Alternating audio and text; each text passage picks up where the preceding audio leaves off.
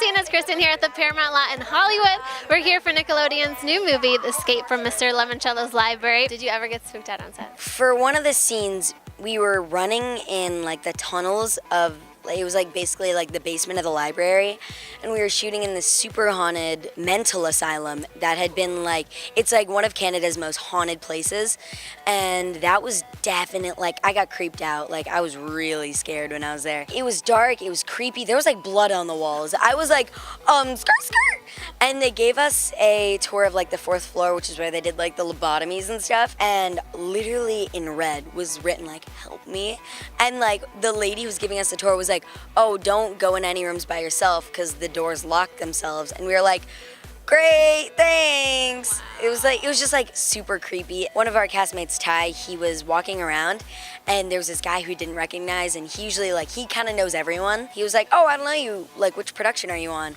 And like the guy was just like, you'll never know, and like this really creepy voice, and he like walked away. Oh, it was so creepy. But yeah, I mean, that was definitely like the creepiest part of filming the movie. In the movie, your character has a lot of facts to say. Was it hard for you to remember all of like when things are written, who wrote them, and all the information? Oh yeah, like I'm so different from Sierra. It was cool playing her character, but it was hard to memorize because I don't like spit facts like her. She's really cool like that. But it was definitely hard to memorize things like that because she just went on and on and on. There's a scene in the movie where you guys are flying on books. Tell me how that actually worked. Like, what was the mechanics of that scene? The stunt coordinator on Lemoncello worked on some of the James Bond movies, so that was pretty epic, and he really helped us coordinate how to make it look realistic, especially because we had to wear these full-on like harnesses and be attached to like the ceiling, and we did get to like kind of fly though because we were lifted up by these harnesses, and we were really able to make believe that we were flying because it kind of worked. Were your feet on like a surfboard or something so that it looked like you were standing? Yeah, so our feet were clipped in to like a real, it wasn't a real book, but it was shaped like a book, and it was kind of like this metal box, but we still were able to like move around and act like we were flying, which was a really incredible experience. Of all the topics, like there are different genres of books in the library, you know, horror and fantasy and kids and everything, which one was your favorite? Probably the fantasy section. A lot of interesting characters, but then again, I really liked horror because of all the cool characters like Dracula. Are any of them creepy on set? Oh my god, the witch, she never broke character, man.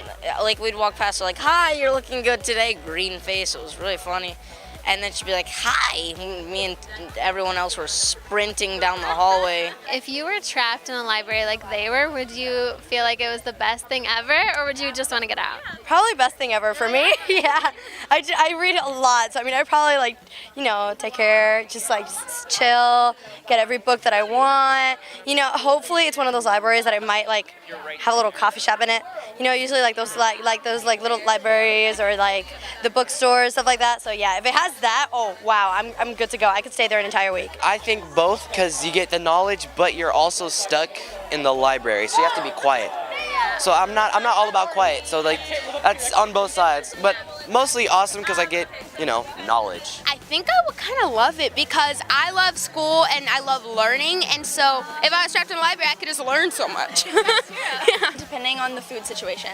I think if there's food, I'm set for a really long time. I would be fine with it. Yeah, as long as it had the books I wanted to read, I'd be fine. When I was younger, I used to be like a book nerd, so it depends on the type of books, the type of stuff that's going on in the library, but in this library it seems super cool. I think it depends on the library. From what I've seen from the previews, it looks like potentially the best day ever. I would have to agree. It definitely depends on which library, because I know a couple libraries at my hometown, they're boring. If I had to be trapped in a library, it would definitely be Mr. Lemoncello's library. For more, go to JustineMagazine.com. You can follow us on social at Justine Magazine, including on YouTube. Be sure to subscribe and watch the new movie on Nickelodeon, Escape from Mr. Lemoncello's Library, on October 9th.